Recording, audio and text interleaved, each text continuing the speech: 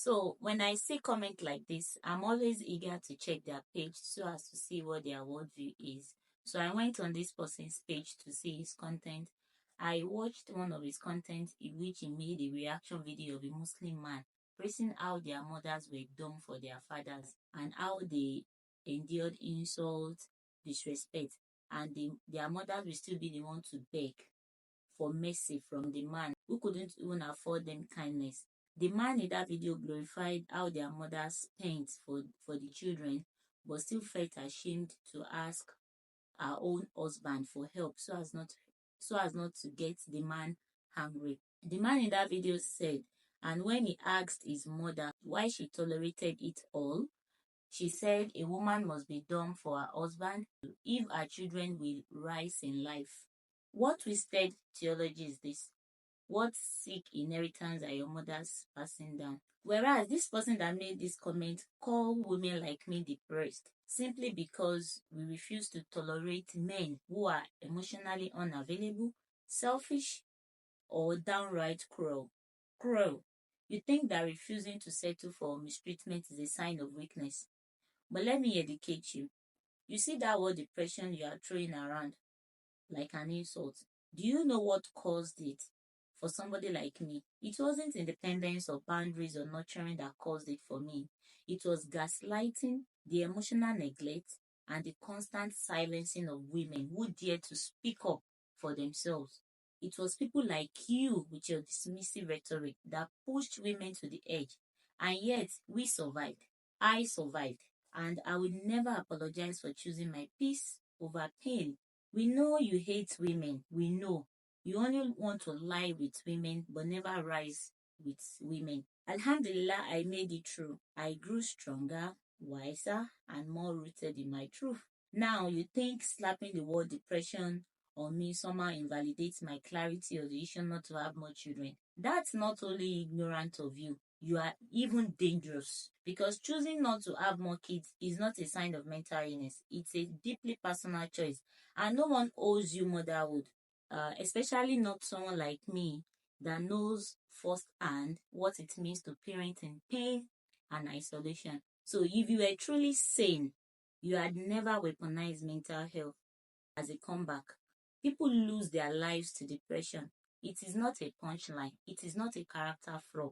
And most certainly, it is not your tool to shame someone into silence. Because clearly in that video, it was about me reclaiming a part of me. But of course, people like you always find a way to center your dismissive rhetoric around it, don't you? And no, I'm not depressed. It is just that I am done. Done with cycles that hurt. Done with silence that suffocates. And done with people who confuse tolerance with virtue. You don't get to define my healing, and you most certainly don't get to invalidate it. So, have you risen in life now, since your mother tolerated all the insult?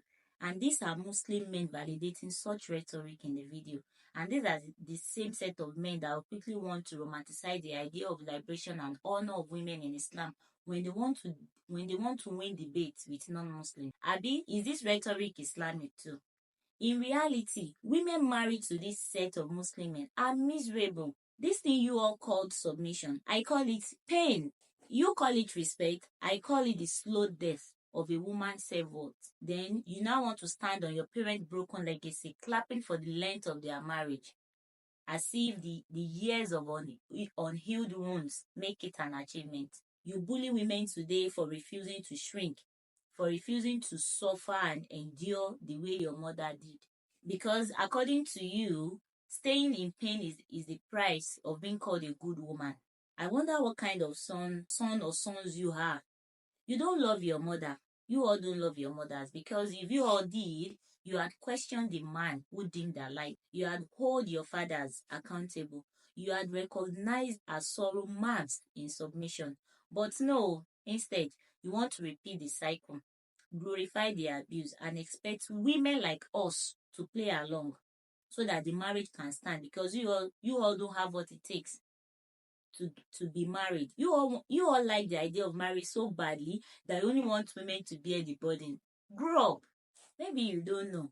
Your mothers are sad and resentful in their marriages, And you wonder why they're always bitter towards their daughter-in-laws. Let me tell you why. They are not bitter at your wives out of nowhere.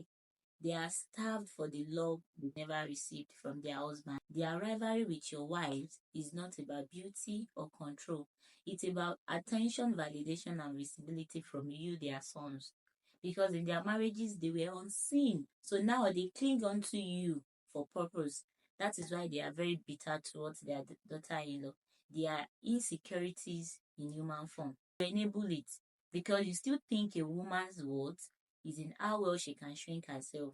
You glorify a union filled with toxicity, but what has that marriage produced? What has it produced?